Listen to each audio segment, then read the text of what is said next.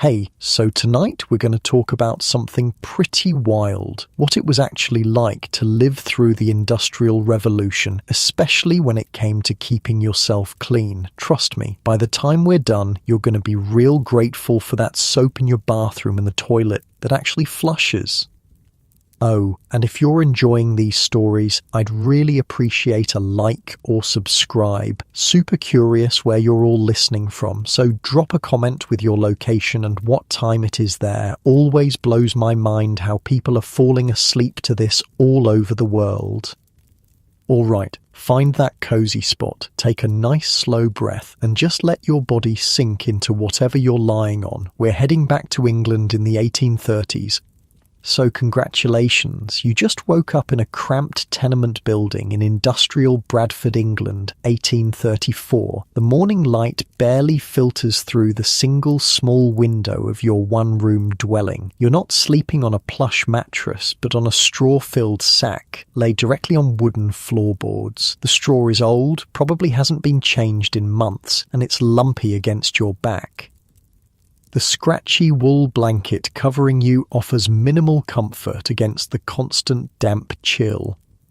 You shift slightly, feeling the familiar ache in your muscles from yesterday's 14-hour shift at the textile mill. The air in the room is thick, heavy with the smell of coal smoke that seeps in through every crack in the thin walls. Even with the window closed, there's a fine layer of black soot that's settled on everything overnight.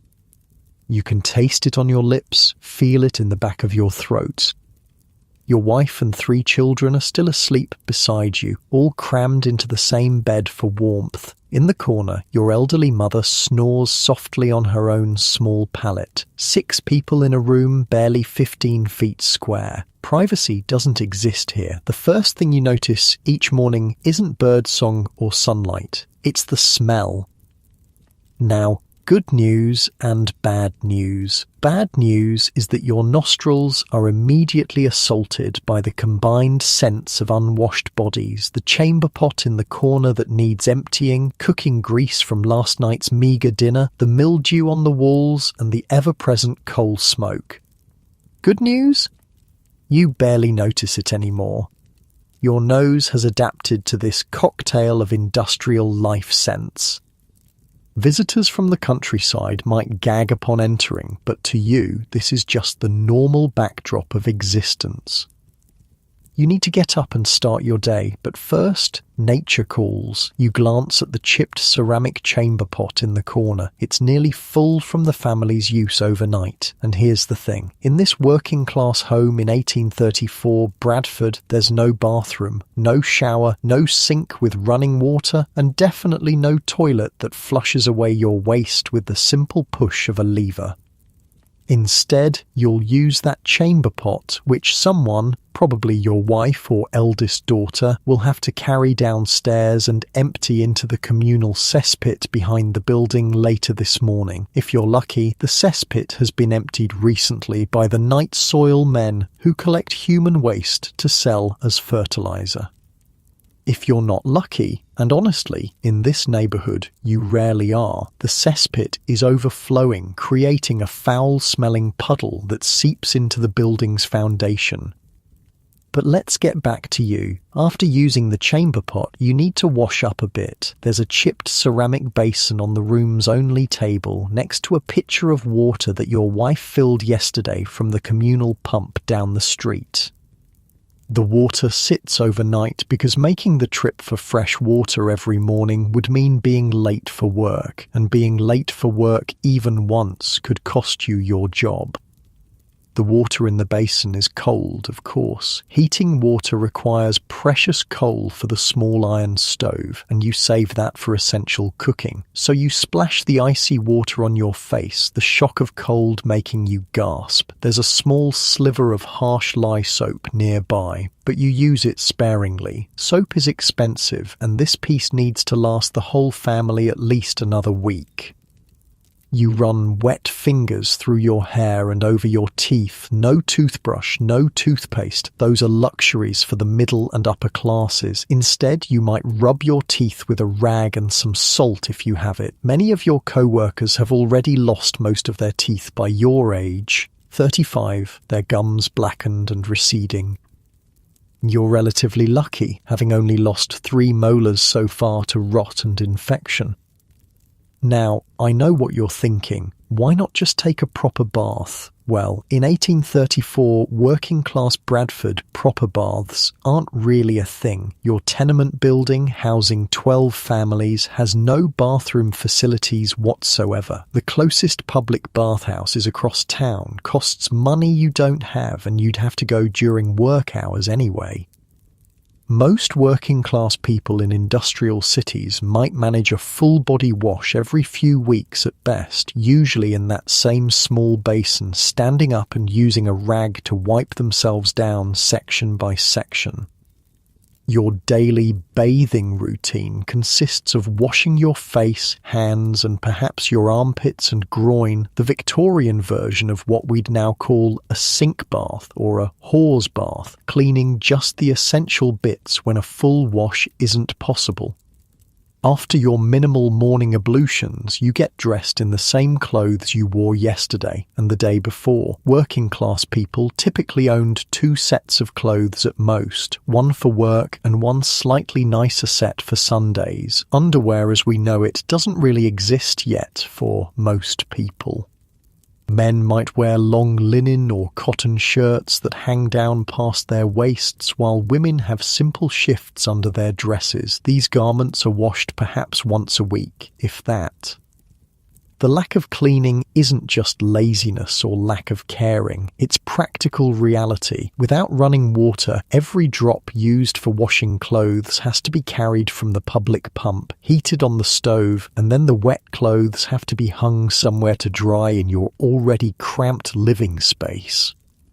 In winter, this is especially difficult, with damp clothes hanging for days in the already humid room, adding to the perpetual mildew problem. By now, your wife and children are stirring. The oldest, a girl of 12, has already started work at the same textile mill as you. The younger ones, 8 and 6, will be left in the care of your mother while you work. There's no school for them. Education isn't free or compulsory yet. They'll likely start working themselves in a year or 2. Breakfast is simple. A hunk of bread may be spread with a bit of dripping, saved animal fat if you're lucky, and weak tea if you can afford it. Your wife has already been up for a few minutes, stoking the small coal fire in the iron stove that serves as both cooking surface and the room's only heat source. The smoke adds to the room's already poor air quality, but it's either that or eat cold food and freeze in winter.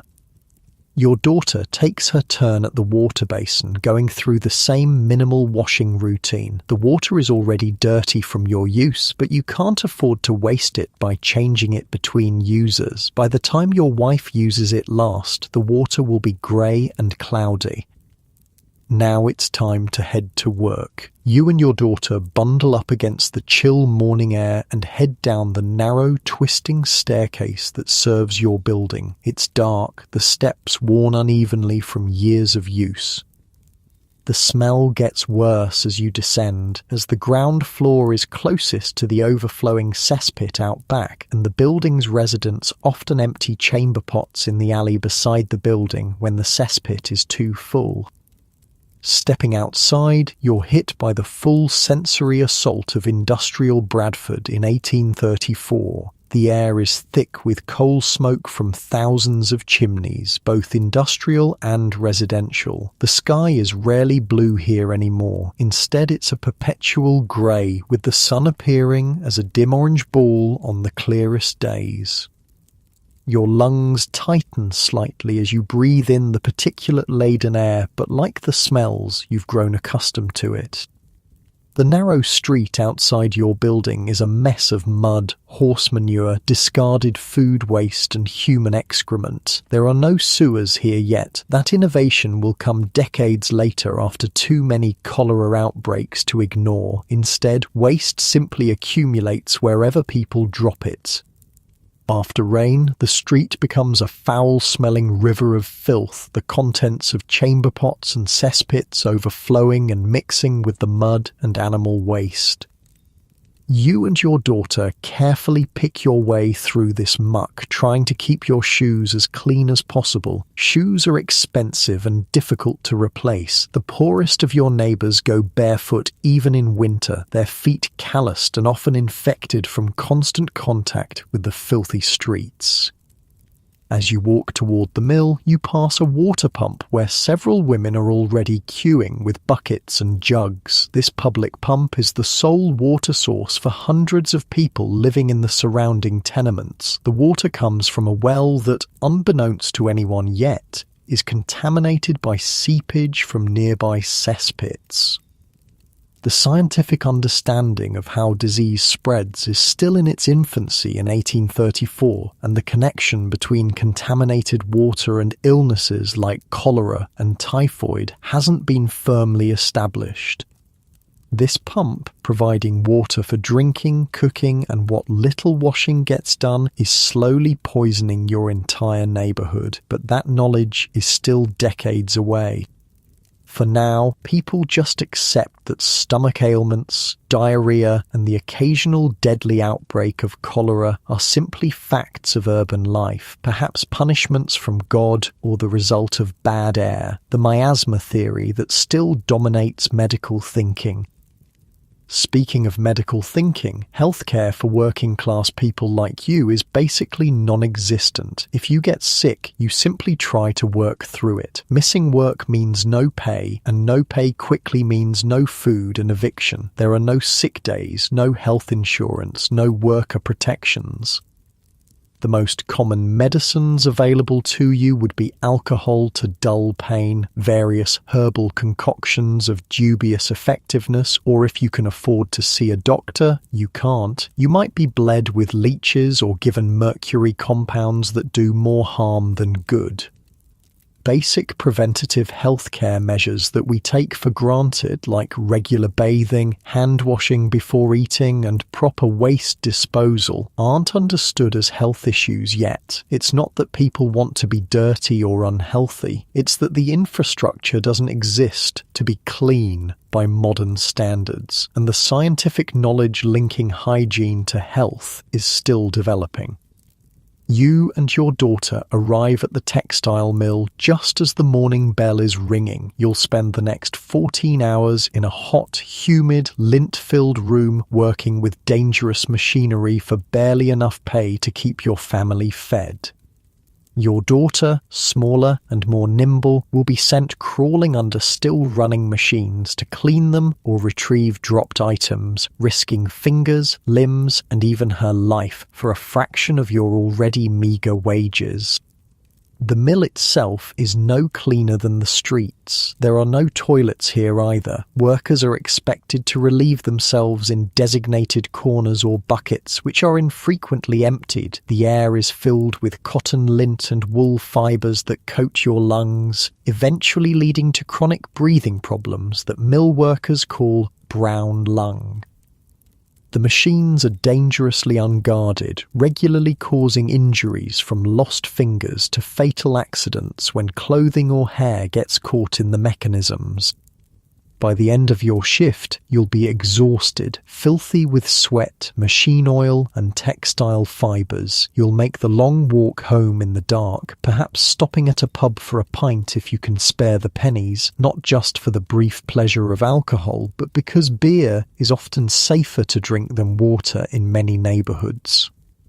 When you finally get home, there will be no hot shower to wash away the day's grime. Perhaps if it's your designated bath day, your wife will have hauled and heated enough water for you to wash more thoroughly.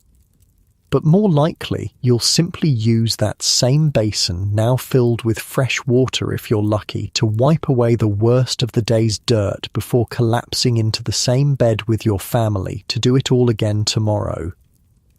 You shift a bit, finding that perfect spot as the factory whistle blows, signalling the start of another grinding workday in Bradford. Your muscles relax slightly as you make your way through the grimy streets where the air hangs thick with coal dust and your breathing naturally slows despite the harsh conditions around you. The factory floor is a world of its own. The deafening roar of machinery makes conversation impossible, which is just as well since talking would get you scolded by the floor manager. The air is thick with cotton fibres that dance in the shafts of dim light, filtering through the high, dirt-encrusted windows. These tiny particles settle in your lungs, building up year after year. Most mill workers develop a persistent cough after a few years, a condition locals call brown lung. The heat is oppressive. Textile machines run hot and windows remain closed to maintain the humidity needed for working with cotton threads. Sweat soaks through your clothes within the first hour, mixing with the machine oil that inevitably splatters onto your skin and garments. By midday, your shirt clings to your back, a damp, filthy second skin. There's no break for lunch. You eat your piece of bread and perhaps a bit of cheese while continuing to work. Stopping the machines costs money, and the mill owner's profit matters more than your comfort or dignity. You've learned to chew carefully to avoid choking in the lint-filled air. And of course, there's no opportunity to wash your hands before eating. The concept of germs spreading from your dirty hands to your food and then causing illness is still decades away from common understanding. When nature calls during your 14-hour shift, you're allowed to use one of the designated corners of the factory floor where crude buckets serve as the only facilities. These necessary buckets, as they're euphemistically called, are emptied perhaps once a day, usually by the youngest child workers who are assigned the most unpleasant tasks. The stench from these corners adds to the already pungent atmosphere of sweat, oil, and raw materials.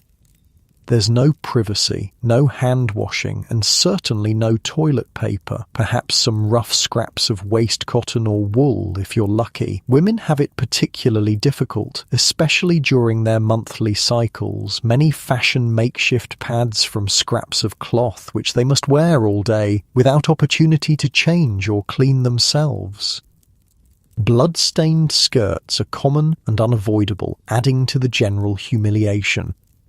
Looking around the factory floor, you can easily spot the different classes of workers by their level of filth. The child workers who crawl under still-running machines to clear jams or sweep up waste are virtually black with grime, their small bodies coated in oil and dirt. The regular floor workers, like yourself, are marginally cleaner, while the floor managers who patrol with stern faces and ready canes manage to maintain somewhat cleaner appearances, though still far from what we'd consider hygienic today. At the very top of this hierarchy is the mill owner, who might occasionally tour his domain in a clean suit, perhaps with a handkerchief held to his nose to block the worst of the stench. He rarely stays long, retreating to his comfortable office or his grand home in the cleaner part of town, where servants maintain an entirely different standard of living. This stark division between the filthy working conditions of the poor and the relative cleanliness of the wealthy isn't just about comfort, it's literally a matter of life and death. In the 1830s and 40s, the average life expectancy for factory workers in industrial cities like Bradford is around 25 to 30 years. Middle-class shopkeepers might live to 45 or 50, while the wealthiest citizens could expect to reach their 60s or even 70s. Disease is the great equalizer, though it doesn't strike equally. The working class, crammed into unsanitary tenements with contaminated water and inadequate waste disposal, suffers disproportionately from the infectious diseases that regularly sweep through industrial cities. And man, disease is everywhere in these early industrial cities. Cholera is the big one that terrifies everyone. They call it King Cholera, and it rules these streets with an iron grip, especially in the poorer neighborhoods. The disease strikes suddenly and violently. One day you're fine, the next you're experiencing explosive diarrhea, agonizing stomach cramps, and vomiting so severe you can't keep down a drop of water. Death often comes within days or even hours, your body so severely dehydrated that your skin turns bluish-grey and wrinkles like old leather.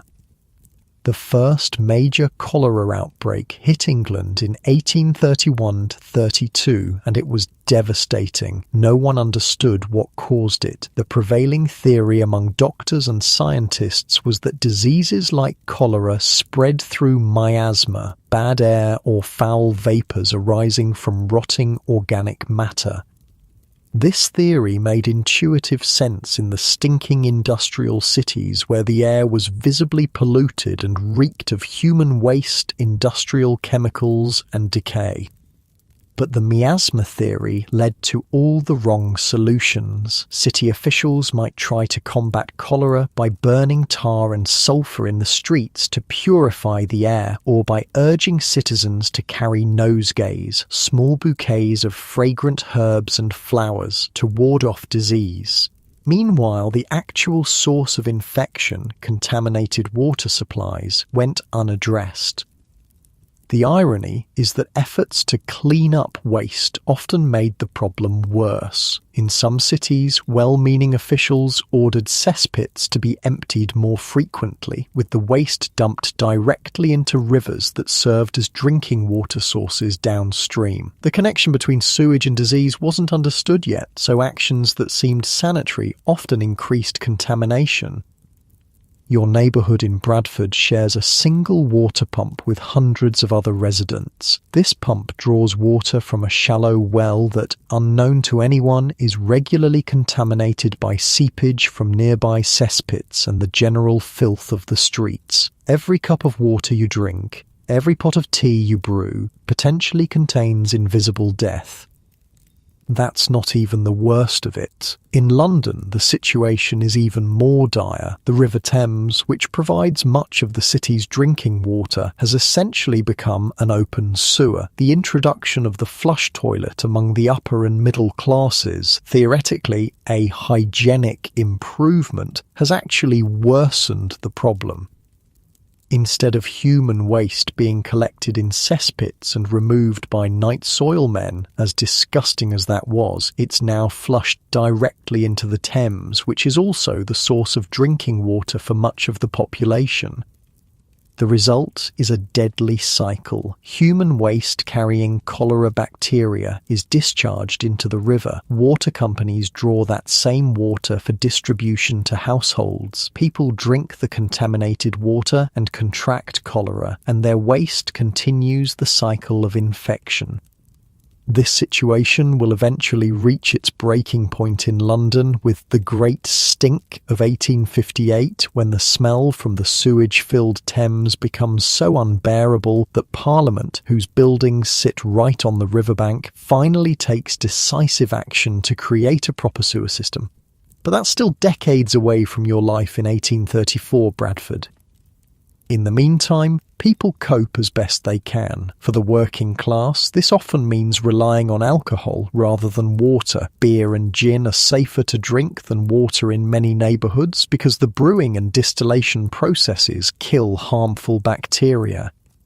Of course, this leads to its own public health problems, with alcoholism rampant among workers seeking both escape from their harsh conditions and a safer alternative to contaminated water. Tea is another relatively safe option as the boiling kills bacteria, but tea is expensive for working families who must carefully budget every penny. Coffee houses exist but cater primarily to middle-class businessmen rather than factory workers.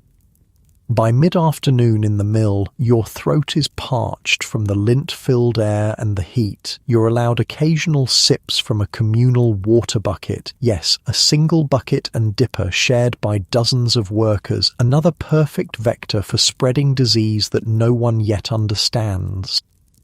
Your daughter works in a different section of the mill where the smallest children are employed. Their tiny hands and bodies are perfect for cleaning and maintaining the machinery, often while it's still running. Children frequently lose fingers, hands, or are sometimes pulled entirely into the machines when their clothing catches.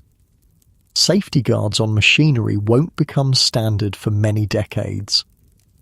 The children who work these dangerous jobs are often the filthiest of all the workers. They crawl inside and underneath machines in spaces so tight and filthy that even their small bodies emerge blackened with grease and dirt. They work the same 14-hour days as adults, but for a fraction of the pay.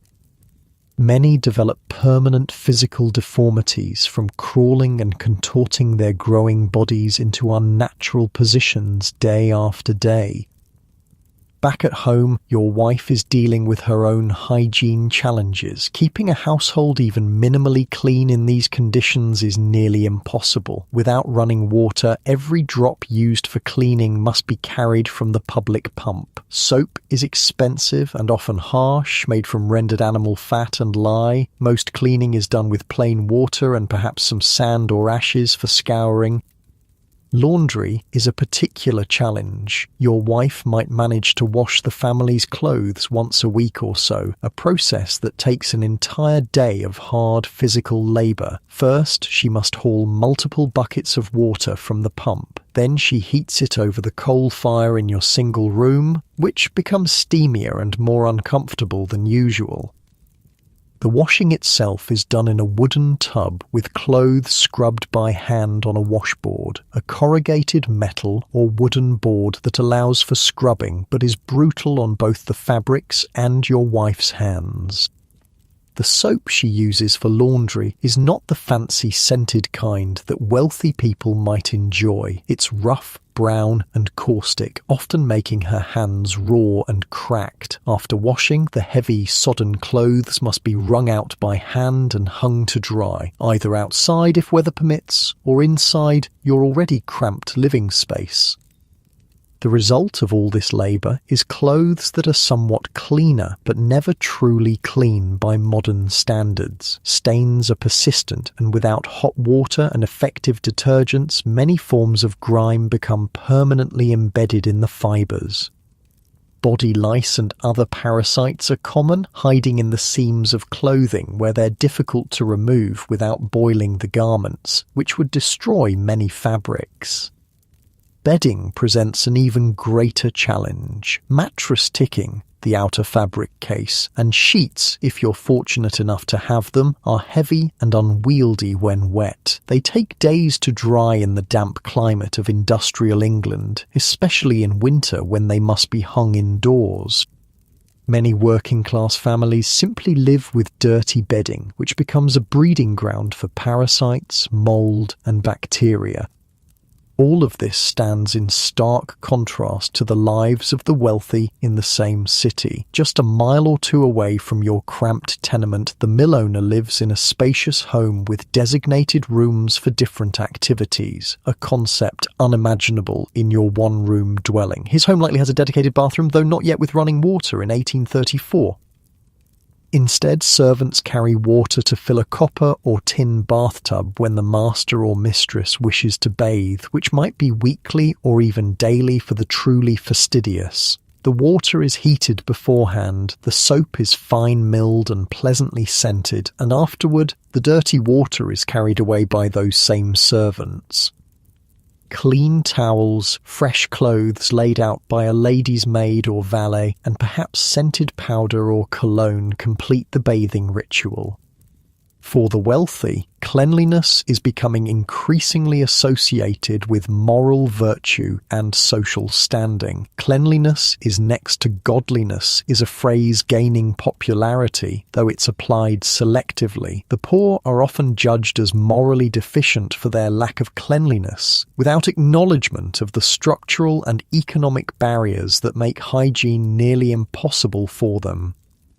This moral dimension of cleanliness is reflected in the growing number of public bathhouses being established in some cities, often with charitable or religious backing. These facilities offer baths at reduced prices for the working class, though still out of reach for the poorest citizens. More importantly, they're only accessible during daylight hours when most factory workers are at their jobs. Some particularly paternalistic factory owners have begun to build washrooms at their mills, recognizing that cleaner workers are generally healthier workers who miss fewer days and are more productive. But these facilities are rudimentary at best, perhaps a room with a few basins and occasionally replenished water, used primarily by supervisors and skilled workers rather than the general labor force. As your shift at the mill finally nears its end, you've been breathing in cotton fibers and coal dust for 14 hours. Your throat is raw, your eyes irritated, and every inch of exposed skin is coated with a film of industrial grime. You haven't been able to wash your hands all day, even after using the crude toilet facilities or before eating. Bacteria, though you don't know they exist yet, cover every surface of your body, your clothes, the machines you operate, and the food you've consumed. When the final bell rings, there's a collective exhalation from the workers. Bodies that have been held tense for hours slightly relax, though complete relaxation is a luxury few can afford. You find your daughter, her face barely recognizable under a layer of machine grease and cotton dust, and together you join the stream of exhausted workers heading for the exit. Outside, the air feels almost clean by comparison, though it's still thick with coal smoke from the factory chimneys that dominate the skyline. The setting sun casts an eerie orange glow through the perpetual haze. The streets are no cleaner than they were this morning. If anything, they're worse, as the day's waste has accumulated. You and your daughter begin the long walk home, joining the rivers of similarly filthy workers flowing from the various mills and factories. The wealthier citizens, if they must be out at this hour, keep to the opposite side of the street and hold handkerchiefs to their noses as they pass. Their obvious disgust is another small humiliation in a day full of them.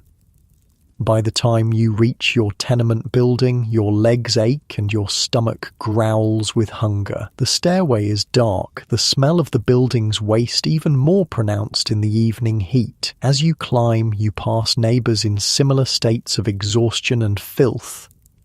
A child coughs continuously on the landing, that deep, rattling cough that often precedes tuberculosis, or consumption, as everyone calls it. Another neighbour's baby cries weakly behind a closed door, the sound thin and feeble in a way that makes your heart sink.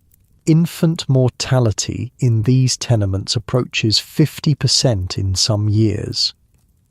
Your muscles unwind slightly as you climb the final steps to your room, the familiar surroundings offering some small comfort despite their squalor. The tension in your shoulders begins to release, and you take a deeper breath, settling into the end of another grinding day in industrial Bradford, where tomorrow will bring the same challenges and indignities as today.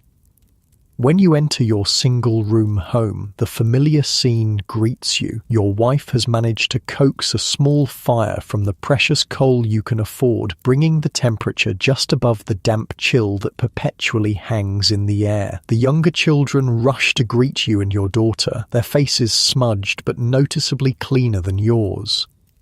Your elderly mother sits in the corner, her gnarled hands working on mending a pair of trousers despite the dim light. "Did you bring water?" your wife asks immediately. It's a daily anxiety. There never seems to be enough water for all the family's needs, and fetching it is a chore that falls to whoever has the strength and time. You shake your head. After a 14-hour shift, the thought of queuing at the pump and lugging heavy buckets up those narrow stairs was too much. Your wife's face falls slightly, but she nods in understanding. It means she'll have to go herself after dinner or send one of the younger children, neither option ideal in the growing darkness. Dinner is a simple affair. A thin potato soup with perhaps a bit of onion and, if you're lucky, a small piece of salt pork for flavour, bread on the side, though it's not the fresh, crusty loaf you remember from your childhood in the countryside. This is dense, often adulterated with chalk or alum to stretch the flour, and sometimes slightly mouldy by the time you can afford to buy it. The entire family eats from the same pot, passing a couple of wooden spoons between you. There are no individual plates or utensils. Such things are luxuries beyond your means. You tear the bread with your hands, the same hands that have been handling machine parts, wiping sweat, and touching communal surfaces all day without once being washed. The children eat with equally dirty fingers, unconsciously ingesting the bacteria and parasites that cling to their skin.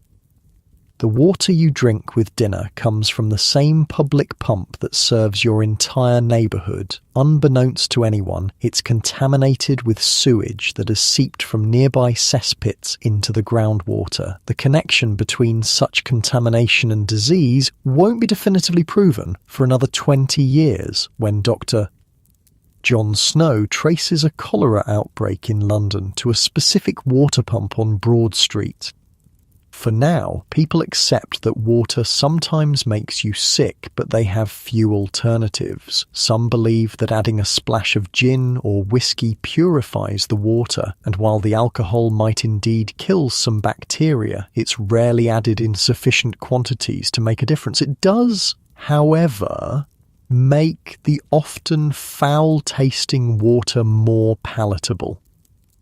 After dinner, with darkness fallen outside and only the faint glow of the coal fire and perhaps a single candle for light, the family's evening hygiene routine begins. It's minimal by modern standards, but it's what you can manage with limited water, no privacy, and exhausted bodies. Your wife has saved some of the day's water specifically for washing. In the dim light, she pours a small amount into the family's only basin, a chipped ceramic bowl that's seen better days. One by one, family members take turns quickly washing their faces and hands. The water grows progressively dirtier with each use, but changing it would be an unthinkable waste. Your daughter goes first, being the filthiest from her day crawling around factory machinery. She strips off her outer layer, standing in her thin shift as she wipes away the worst of the grime with a rag dipped in the cold water. There's no privacy in this one-room dwelling, no screen to change behind. Modesty is a luxury that requires space.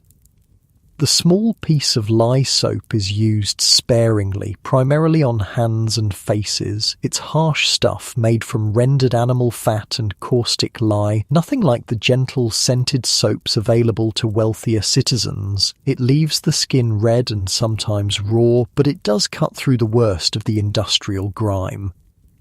When it's your turn at the basin, the water is already dark with the day's collected dirt. You don't complain. This is simply how it is. You focus on your hands and face, knowing that a more thorough washing will have to wait for Sunday, the only day the mill is closed.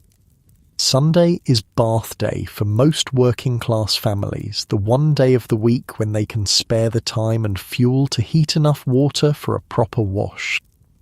Even then, bath day doesn't mean immersing your entire body in water. Instead, you'll stand or sit near the fire while your wife pours small amounts of heated water over you, section by section, quickly soaping and rinsing before the precious warmth dissipates.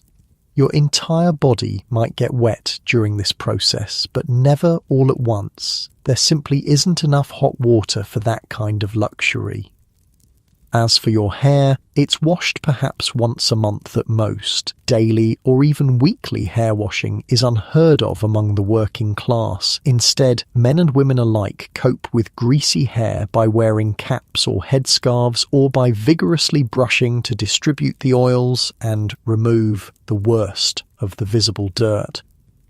Teeth cleaning, if it happens at all, consists of rubbing them with a rag, perhaps with some salt as an abrasive. Toothbrushes exist but are used primarily by the middle and upper classes. The earliest mass-produced toothbrushes are just starting to appear in the 1830s, but they're far too expensive for your family. As a result, dental problems are rampant.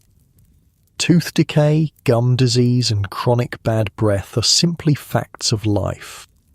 While the family takes turns with their minimal washing, your wife heats a small amount of water for another essential purpose, treating the family for lice and other parasites. Body lice, head lice, and bed bugs are constant companions in these crowded, rarely cleaned living conditions.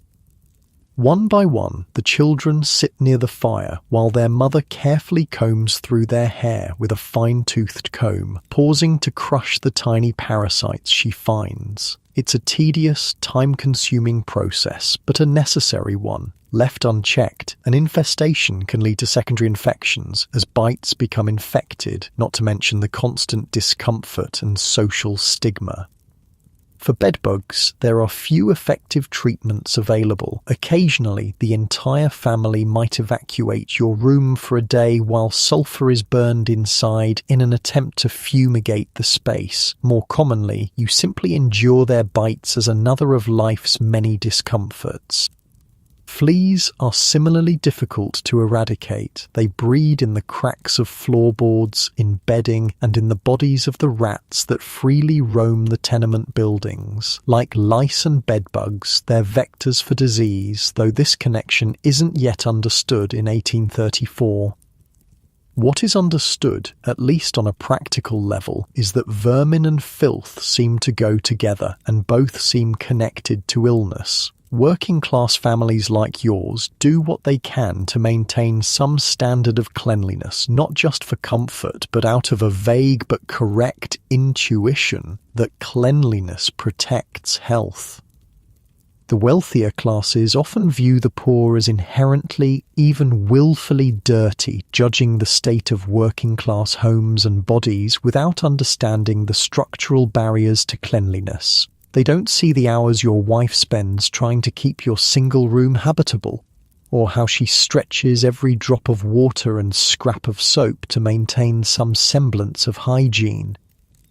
They don't understand that when you prioritize feeding your children over buying soap, it's not because you prefer filth, it's because hunger is the more immediate threat, or that when you wear the same clothes for days on end, it's because you own no others, and washing what you have means going naked while they dry.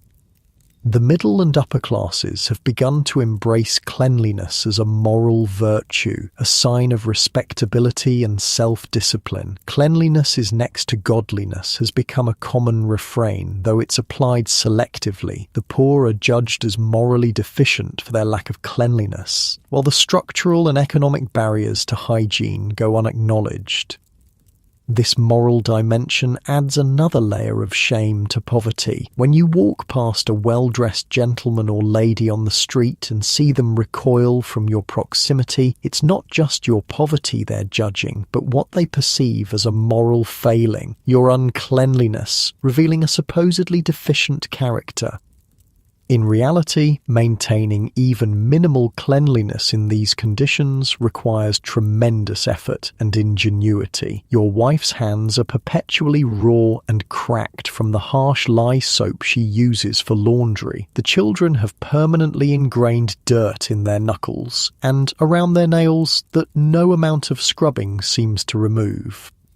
Your own skin has taken on the bluish tint common to textile workers, as the dyes from the materials you handle daily have been absorbed into your very pores. After the minimal evening washing is complete, the basin is emptied into the chamber pot, which is already filling again with the family's waste. Tomorrow morning, someone will carry it downstairs to empty into the cesspit behind the building, assuming the cesspit isn't already overflowing, in which case the contents might end up in the street gutter instead. Before bed, there's one more hygiene ritual to complete. Your wife carefully inspects the straw-filled mattress for new signs of vermin. Finding a few bed bugs, she crushes them between her fingernails with practiced precision. There's little else to be done. Replacing the straw filling is expensive and time-consuming, and moving to less infested lodgings is rarely an option when all working-class housing suffers from similar problems. As the family prepares to sleep, all 6 of you crowding onto the single mattress for warmth, there's no changing into special night clothes. The younger children might strip down to their shifts, but you and your wife will likely sleep in the same clothes you've worn all day, minus perhaps the outermost layer. Changing clothes daily is a luxury reserved for the wealthy. The single room grows quieter as family members drift off to sleep, exhausted from the day's labour. The air is close and stuffy. Opening the window would let in the cold night air, which could be deadly in winter. So you sleep breathing the same stale air, filled with coal dust from the small fire, the collective exhalations of 6 people, and the various odours of unwashed bodies, chamber pots, cooking residue, and damp. Sleep comes quickly for most, despite the discomfort. Physical exhaustion trumps the hard mattress, the cramped conditions, and the occasional bite from a bedbug or flea. But for many in the neighbourhood, sleep is disrupted by chronic coughs. The mill cough that affects so many textile workers, or the more ominous deep cough of tuberculosis, commonly called consumption. Tuberculosis is rampant in these crowded, poorly ventilated dwellings. The disease spreads easily through the air when an infected person coughs, and with families sleeping in such close proximity, one case often leads to many. The wasting disease is so common that its symptoms, the persistent cough, night sweats, weight loss, and eventually the coughing up of blood, are seen as almost inevitable for many working-class people. Other respiratory ailments are similarly common. The constant inhalation of coal smoke, both from domestic fires and the factory chimneys that dominate the skyline, leads to chronic bronchitis and other lung diseases. Children raised in these conditions often develop permanent respiratory problems, their growing lungs damaged by the perpetually polluted air. Parasitic diseases add to the burden. Roundworm and tapeworm infestations are common, spread through contaminated food and water. The symptoms, abdominal pain, diarrhea, fatigue, and weight loss despite adequate food intake, are so prevalent that they're often not recognized as symptoms at all, just the normal state of existence. Waterborne diseases like typhoid similarly lurk in the community's water supply. Typhoid fever, with its high fevers, abdominal pain, and characteristic rose-coloured rash, periodically sweeps through working-class neighbourhoods. Like cholera, it spread primarily through water contaminated with the feces of infected individuals, but this connection won't be widely understood for decades. Yet despite all these health challenges, life goes on. Communities form, children play, families love one another. There's a remarkable resilience in these working-class neighbourhoods, a stubborn determination to find joy and meaning despite the harsh conditions. Your community has developed its own solutions to the challenges of maintaining health and hygiene with limited resources. Knowledge is passed from mother to daughter about which herbs might help with common ailments, which homemade remedies can ease a cough or settle an upset stomach. Neighbours share what they have, a bit of soap here, some clean water there, a remedy that worked for their child's rash. There are small triumphs too. Your wife's ability to stretch a sliver of soap to clean an entire family, your daughter learning to avoid the most dangerous parts of the machinery, coming home with fewer cuts and bruises, the younger children staying relatively healthy despite everything, their small bodies somehow adapting to conditions that would shock modern sensibilities. And there are moments of simple pleasure, the relative luxury of Sunday's more thorough wash, the clean feeling, however brief, after changing into your slightly less dirty Sunday best clothes for church, the communal baths that some neighbourhoods organise in summer when children, and sometimes adults too, can bathe in a nearby river, combining hygiene with rare recreation. As you drift towards sleep, your body sinking deeper into the lumpy mattress despite its discomforts, you find yourself thinking of the countryside you left behind. You remember the cleaner air, the less crowded conditions, the spring water that rarely made anyone sick, but you also remember the grinding rural poverty, the lack of steady work, the reason you came to Bradford in the first place. The industrial city, for all its filth and disease, offered opportunity, steady employment, higher wages than farm labour, the chance for your children to learn trades beyond subsistence farming. The bargain was clear, if unspoken: trade clean air and water for the chance to feed your family more reliably. Like thousands of others, you made that bargain, accepting the health risks of urban industrial life as the price of economic survival. Your breathing naturally slows to match your sleeping wife's beside you. The distant factory whistles have fallen silent, and even the perpetual city noise has diminished to a low murmur. Morning comes too soon, as always, before the first hint of dawn breaks through the perpetually smoke-dimmed sky. You're awake again, your body conditioned to rise before the factory whistle regardless of how poorly you've slept. The familiar aches have settled into your muscles, the soreness in your back from the hard mattress, the persistent pain in your hands from repetitive factory work, the slight burning in your lungs from years of breathing industrial air. The room is cold. The fire died hours ago, and the last of the coal will be saved for tonight. Your breath forms small clouds in the pre-dawn chill. Beside you, your family still sleeps, huddled together for warmth. You ease yourself carefully from the bed, trying not to wake them, though they too will need to rise soon. The chamber pot in the corner is nearly full again, the acrid smell of urine mingling with the other scents of the room. You use it quickly, the cold porcelain uncomfortable against your skin. There's no toilet paper, of course, that's a luxury for the wealthy. Instead, you use scraps of old newspaper saved for this purpose, the cheap ink coming off on your hands and adding another layer of grime to be dealt with. The water in the basin is ice cold, having sat overnight, but you splash some on your face anyway, the shock helping to clear the sleep from your mind. There's no time for a proper wash. That precious routine is reserved for evenings after work, and even then it's minimal by modern standards. Your wife stirs now, rising to stoke the embers of last night's fire just enough to heat water for tea. Tea is one small luxury you allow yourselves, even though the quality is poor, often adulterated with used leaves or even non-tea materials dyed to the right colour. Still, it provides a warm start to a cold day, and though no one yet understands why, the boiling water makes it safer to drink than the raw water from the pump. As you prepare for another day at the mill, you check your clothes. They're the same ones you wore yesterday, and the day before. Working-class people like you typically own only 2 sets of clothes at most, one for work and one slightly better set for Sundays. Today, they seem especially grimy, the collar of your shirt stiff with sweat and coal dust, the knees of your trousers shiny from wear.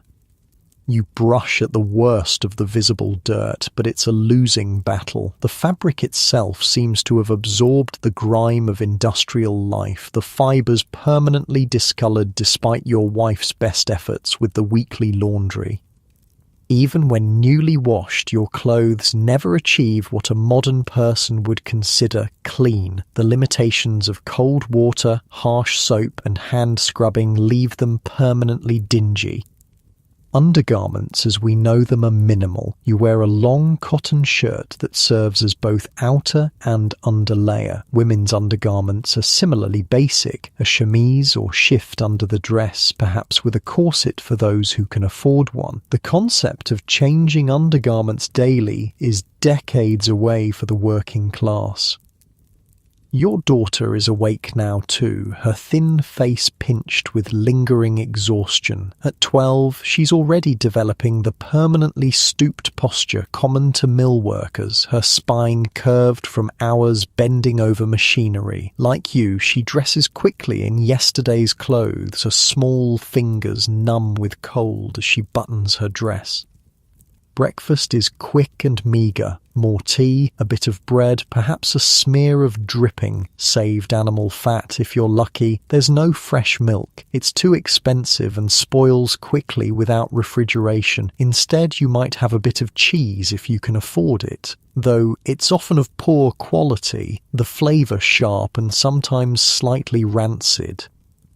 You eat standing up, the family sharing the single table with the washing basin, cooking pot and other household items. There are no dedicated spaces for different activities in this one-room dwelling. Eating, sleeping, washing and all other aspects of life happen in the same small area, often simultaneously.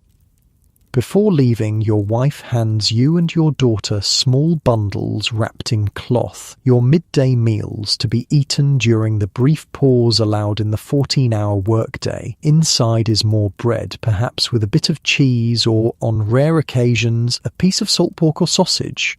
It will be cold and unappetizing by the time you eat it, but it's fuel for your labouring body, nothing more. As you prepare to head out, your youngest child wakes, coughing in that way that makes your heart sink. It's the deep, rattling cough that often precedes more serious illness in these industrial neighbourhoods. You've heard it before in neighbours' children who didn't survive the winter. But there's no choice but to leave. Missing a day's work means a day without pay, and your family lives constantly on the edge of destitution. Your wife notices your concern and nods slightly. She'll try to get some horehound tea today, a folk remedy for coughs that sometimes helps. If the child worsens, perhaps a visit to the local wise woman who sells herbal remedies for a few pennies. The doctor is out of the question. His fee would equal several days' wages, money you simply don't have. You descend the narrow, twisting staircase of the tenement building once more, the worn steps creaking under your weight. The smell grows worse as you near the ground floor, which is closest to the overflowing cesspit out back. Several of your neighbours are also heading out, their faces showing the same resignation, the same weariness that you feel. Outside, the pre-dawn air is thick with coal smoke. Even at this hour, the factories having run through the night with different shifts of workers, the streets are already busy, though the sun has yet to rise. Workers hurry toward the various mills and factories, while night soil men, those who make their living emptying cesspits and carting away human waste, are finishing their night's work, their carts leaving trails of stench and sometimes liquid in their wake. You pass the public water pump where a queue has already formed, mostly women and children sent to collect the day's water before school or their own work begins. The pump handle creaks and groans with each use, the water splashing into buckets and jugs. No one yet knows that this same pump is slowly poisoning the neighbourhood, its well contaminated by seepage from nearby cesspits. The connection between contaminated water and disease is still years from being widely understood or accepted. Walking to the mill, you pass through streets that grow progressively more industrial. Small shops give way to warehouses, then to the mills themselves, massive brick buildings with tall chimneys constantly belching black smoke. The air quality deteriorates with each block, the smoke and fog combining to create what will later be called smog, though that term won't be coined until the early 1900s. By the time you reach the mill, your lungs are already working harder, breathing the thick air that tastes of coal and chemicals. Your daughter coughs beside you, her small body reacting to the pollution in a way that yours has somewhat adapted to after years of exposure. The factory whistle blows, its shriek cutting through the morning air. Workers stream through the main doors, a river of humanity about to be consumed by the industrial machine for another 14-hour day. There's no clocking in. Instead, the gates are simply locked at the starting time, and any worker arriving after is denied entry and loses a day's pay, or sometimes their job entirely. Inside, the noise hits you like a physical force. Hundreds of looms operating simultaneously create a deafening roar that makes normal conversation impossible. Workers communicate through gestures or by shouting directly into each other's ears. After years in the mill, many older workers have developed significant hearing loss, though it's considered just another occupational hazard. The air inside is even worse than outside, thick with cotton fibres that float visibly in the shafts of dim light. These fibres get everywhere, in your hair, your clothes, your eyes, and most dangerously, your lungs. Long-term textile workers develop a condition known as bicynosis, or brown lung. Their respiratory systems permanently damaged by years of fibre inhalation.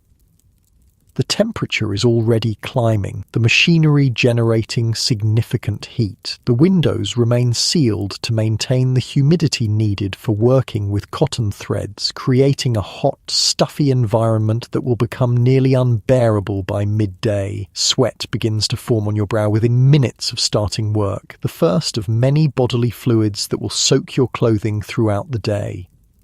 Your workstation is as you left it yesterday, the loom waiting with its thousands of threads. Your hands move automatically, muscle memory taking over as you begin the repetitive tasks that will occupy the next 14 hours. Your daughter has already been directed to her section, where the smaller children work under the supervision of a particularly harsh overseer.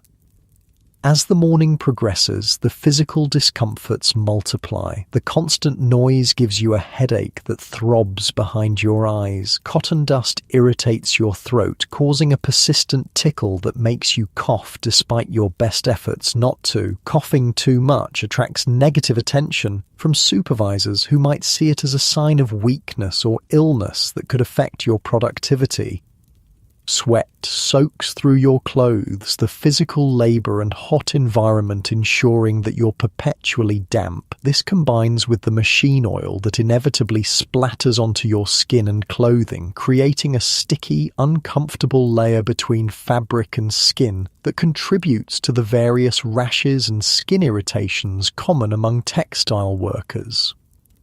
By midday, you're thoroughly filthy, your body coated in sweat, oil, and cotton fibres. When the brief pause for lunch comes, there's no opportunity to wash your hands before eating. You simply wipe them on your already dirty trousers and unwrap the bundle of food your wife prepared.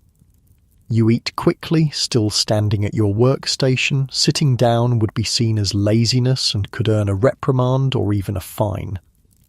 The food, simple as it is, sits heavily in your stomach in the hot, stuffy air. You're perpetually thirsty, but drinking water is available only from a communal bucket and ladle shared by dozens of workers, another perfect vector for disease transmission that no one yet understands. Nature's calls during the workday are answered in designated corners where crude buckets serve as the only facilities. There's no privacy, no hand washing afterward, and the smell from these areas adds to the already overwhelming sensory assault of the factory floor. By late afternoon, your body aches from standing in essentially the same position for hours, your back and shoulders particularly painful from the repetitive motions of your work. Your feet throb inside your worn boots, which offer little cushioning against the hard factory floor. Small injuries accumulate throughout the day, minor cuts from machinery or materials, bruises from bumping against equipment in the crowded space, blisters where your sweat-soaked clothes rub against your skin. The overseer passes periodically, watching for any sign of slacking or unauthorized breaks. Workers caught sitting, talking too much, or even staring into space for too long can be fined a portion of their already meager wages. Physical punishment is not uncommon, particularly for the child workers who are seen as requiring stricter discipline. You worry constantly about your daughter in her section of the mill. The smaller children are assigned the most dangerous tasks, crawling under still running machinery to clear jams or sweep up waste, reaching into narrow spaces between moving parts to make adjustments. Injuries are common, from minor cuts and crushed fingers to catastrophic accidents that result in lost limbs or even death. There are no safety regulations yet, no guards on machinery or protocols for shutdown during maintenance. The mill owner's profit takes precedence over worker safety, and injured workers are simply replaced from the seemingly endless supply of desperate poor seeking employment. Around you, your fellow workers exhibit the physical signs of years in this environment. Many have the characteristic pallor of people who rarely see natural sunlight. Skin conditions are rampant. Rashes, boils, and fungal infections thrive in the hot, damp conditions where people have limited access to hygiene facilities. Chronic coughs punctuate the machine noise, some shallow and irritating, others deep and ominous. You've been in the mills long enough to know the difference. The first is the cotton cough that affects most textile workers, a reaction to the fibers constantly inhaled. The second might be early tuberculosis, the white plague that ravages working-class communities, spread easily in crowded living and working conditions where proper hygiene is nearly impossible.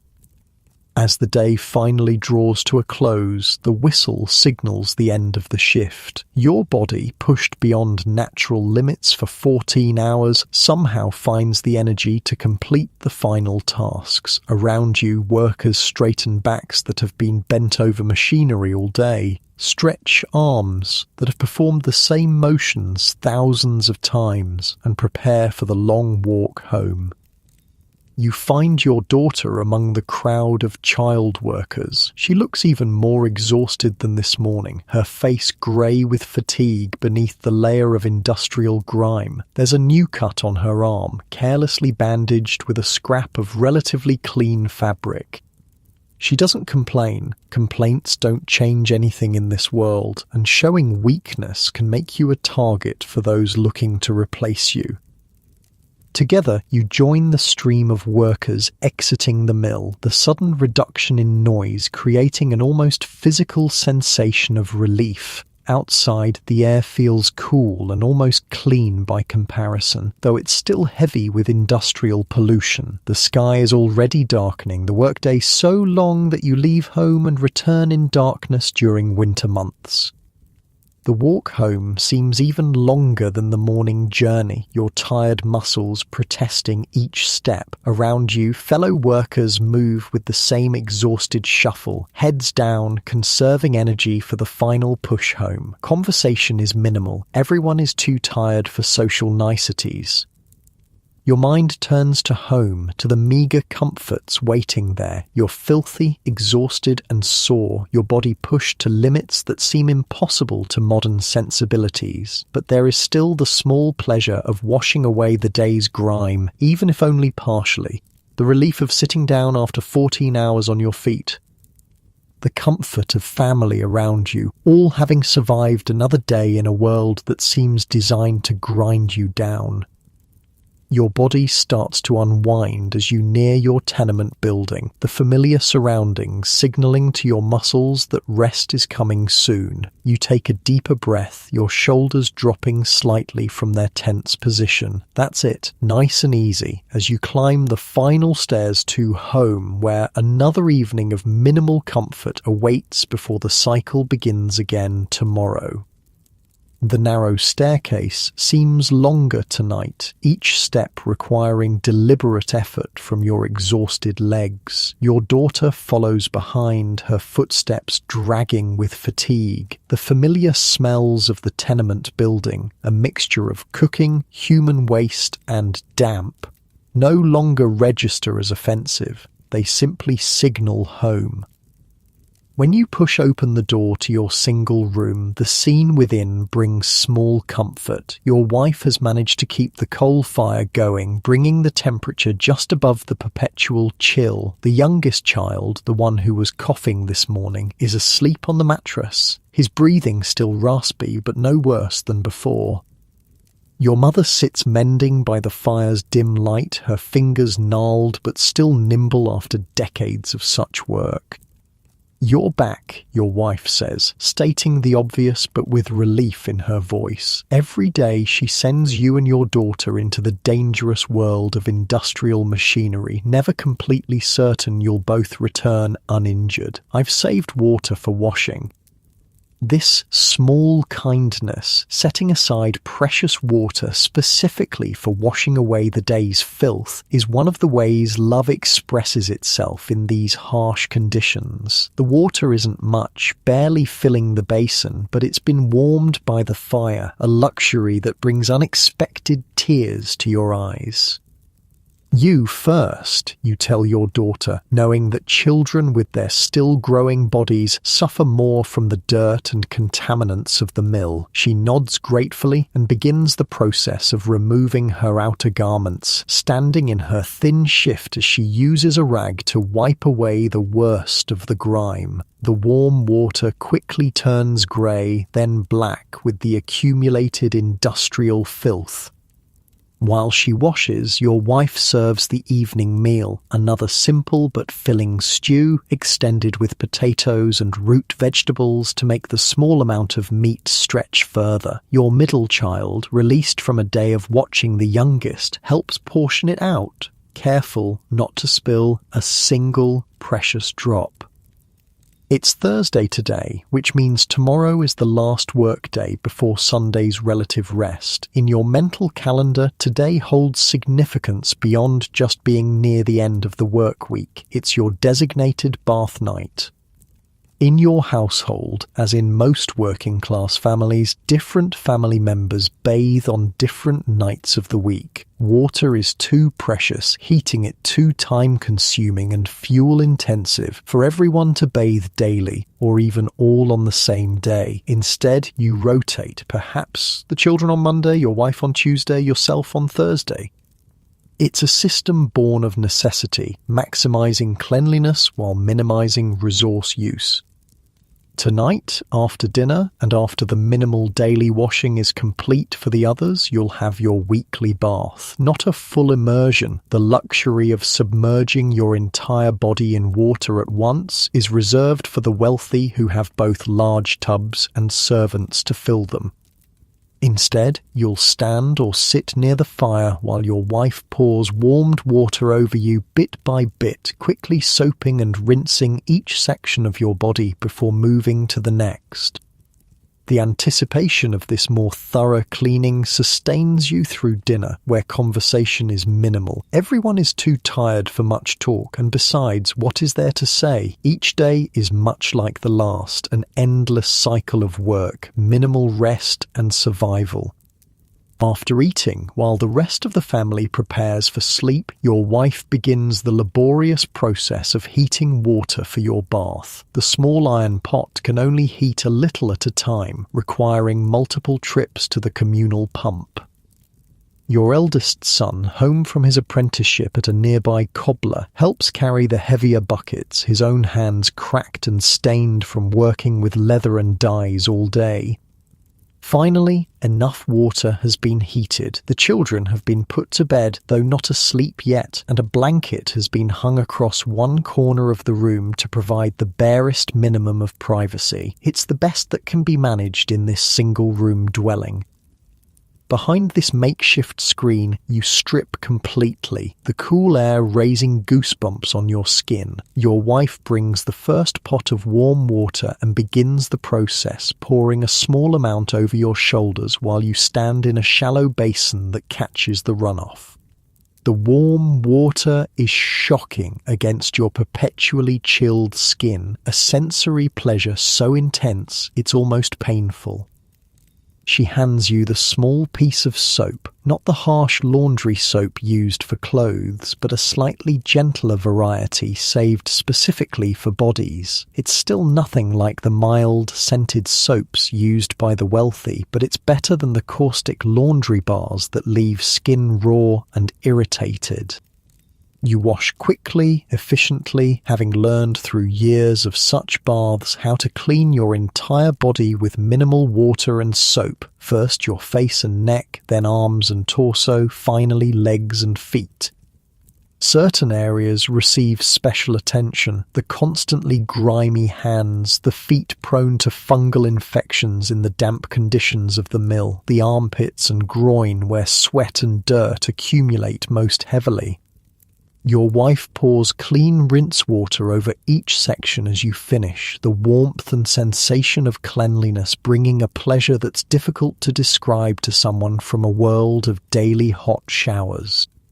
This weekly bath is not just hygiene, it's one of the few physical comforts available in your hard life, a brief respite from the perpetual state of grime that characterizes working-class existence.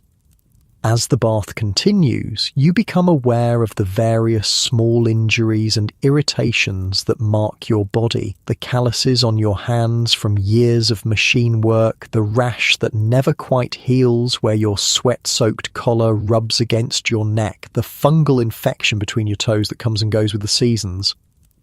These physical markers of industrial life are carried by virtually everyone in your community, the body's response to conditions it was never designed to endure. The bath water grows progressively dirtier as the process continues, eventually turning nearly black with the accumulated grime of the week. By the end, you're not getting any cleaner, but the ritual itself holds importance beyond its practical function. It's a demarcation, a way of psychologically separating the end of one work week from the beginning of another. Clean, or at least cleaner than you've been in days, you dry yourself with a rough linen towel that's seen better days. Your wife has laid out your night clothes, simply your least dirty shirt and undergarments, as dedicated sleeping clothes are another luxury beyond reach. Still, they feel relatively fresh against your clean skin, another small pleasure in a life with few indulgences. The used bathwater isn't wasted. Tomorrow it will be used for less critical cleaning, perhaps scrubbing the single table or the floor near the cooking area. In a world where every resource is precious, nothing is discarded if it can serve another purpose. Emerging from behind the blanket screen, you feel lighter somehow, the psychological weight of physical filth temporarily lifted. Your muscles, though still aching from the long workday, seem to move more freely. There's a clarity to your thoughts that wasn't there before, as if the bath has washed away mental fog along with physical dirt. The children are settling down for sleep now, all crowded onto the single mattress where they'll spend the night pressed against each other for warmth. Your wife has taken down the blanket screen and is preparing her own space on the mattress. Your mother has already claimed her corner, her breathing suggesting she's halfway to sleep already. You join them, sliding into the spot saved for you. The mattress is lumpy, the straw filling compressed unevenly from years of use, yet after 14 hours of standing on a hard factory floor, even this poor bed feels like heaven to your exhausted body. As you lie there, clean for the first time in a week and surrounded by family, your mind drifts to bigger questions. How did life come to this? Your own parents were agricultural labourers, poor by any standard, but living in a different kind of poverty than this urban industrial existence. They were dirty too, covered in the soil they worked, but it was an organic filth somehow, not the chemical-laden grime of factory life. They drank from streams and wells that, while not perfectly clean, weren't contaminated with the concentrated waste of thousands of people living in close proximity. They breathed air filled with dust from fields rather than coal smoke and cotton fibres. Their bodies wore out too, but more slowly, more naturally.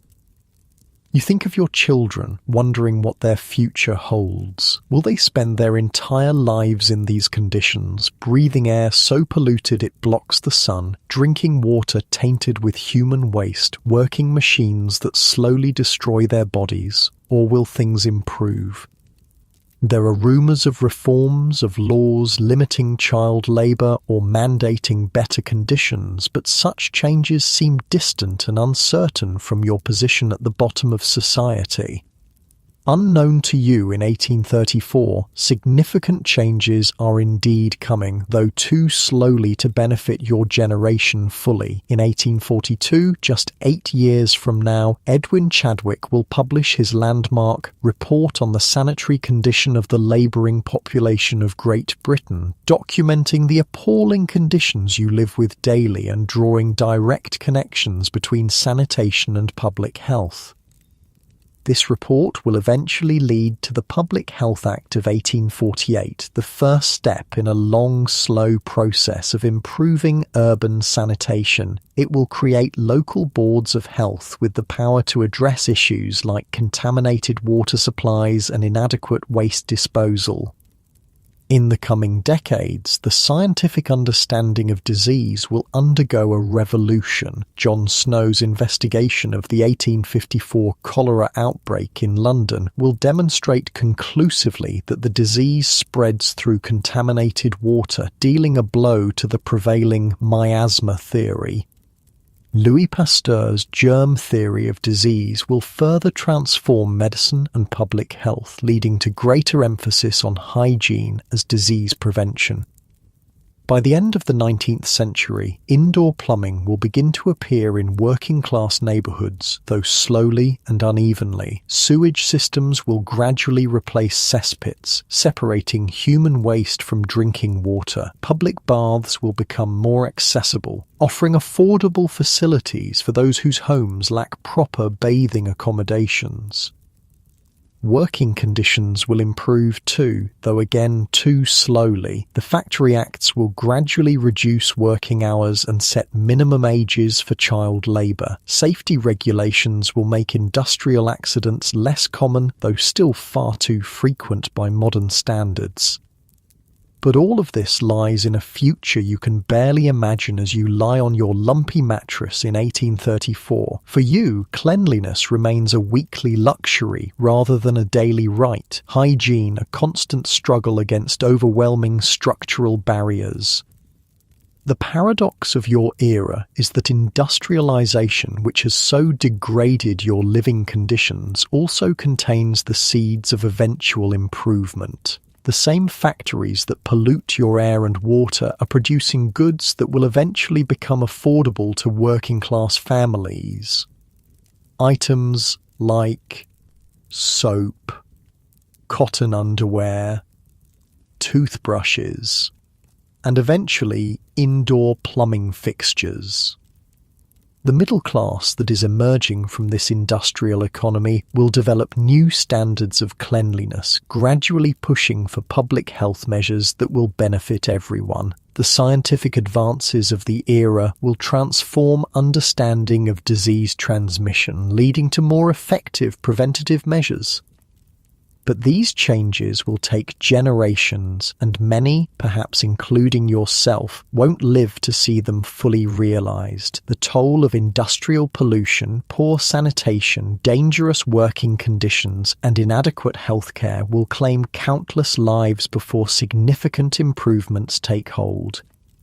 As your mind drifts through these half-formed thoughts, physical exhaustion begins to overcome mental activity. Your clean body, relatively speaking, has relaxed into the mattress. The familiar sounds of your family's breathing create a comforting backdrop to your gradually slowing thoughts.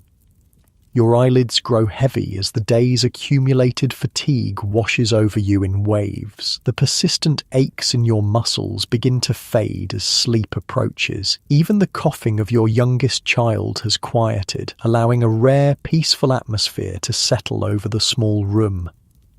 Tomorrow will bring another day of the same. The early rising, the minimal washing, the long hours at the mill, the perpetual grime. But for now, in this moment of relative cleanliness and rest, you can surrender to sleep's embrace. Your breathing slows, matching the rhythm of your wife beside you. The tension in your shoulders releases, melting away into the mattress. Your jaw unclenches. Your hands relax from their habitual working positions. The weight of your body seems to increase as it sinks deeper into the bedding, as if gravity itself has intensified. In these final moments before sleep claims you completely, there's a strange peace. Despite the hardships, despite the constant struggle to maintain even minimal cleanliness in conditions designed to defeat such efforts, there's a resilience in you and your community that transcends the physical circumstances. Humanity persists, finding dignity where possible, creating moments of cleanliness and comfort against overwhelming odds. As you drift deeper towards sleep, your mind empties of thoughts, leaving only sensations, the relative softness beneath you, the warmth of bodies nearby, the blessed stillness after a day of constant motion and noise. Your breathing grows deeper, more regular. Your limbs feel heavy and immovable, as if they've become part of the mattress itself. Sleep approaches now, its comforting darkness spreading from the edges of your consciousness toward the center. The day's struggles with grime and exhaustion fade away, replaced by the simple pleasure of rest. Your last conscious thought is gratitude for the small luxury of cleanliness, however temporary, however limited by the standards of future generations. And then sleep takes you completely, your mind and body finding the only true escape available from the harsh realities of working-class life in the early industrial revolution. In sleep, at least, there is equality. The mill owner in his mansion and you in your tenement both surrender to the same human need, though one does so in silk sheets and the other on a straw mattress. As you sleep outside your window, the industrial city continues its relentless activity. Factory chimneys still belch smoke into the night sky. Waste still flows into inadequate cesspits and contaminated wells. But change is coming, though too slowly and too late for many. The very conditions that make your life so difficult will eventually provoke the reforms that will transform urban life for future generations. For now, though, you sleep deeply, your clean body resting after the week's accumulated filth has been washed away. Tomorrow will bring its own challenges, but this moment of peace, this interval of relative cleanliness and comfort provides the strength to face whatever comes next. Your breathing has slowed to its resting rhythm now, your mind quiet, your body still. Sleep has claimed you fully, drawing you down into its healing depths, where even in this world of industrial grime and struggle, you can find temporary refuge in dreams.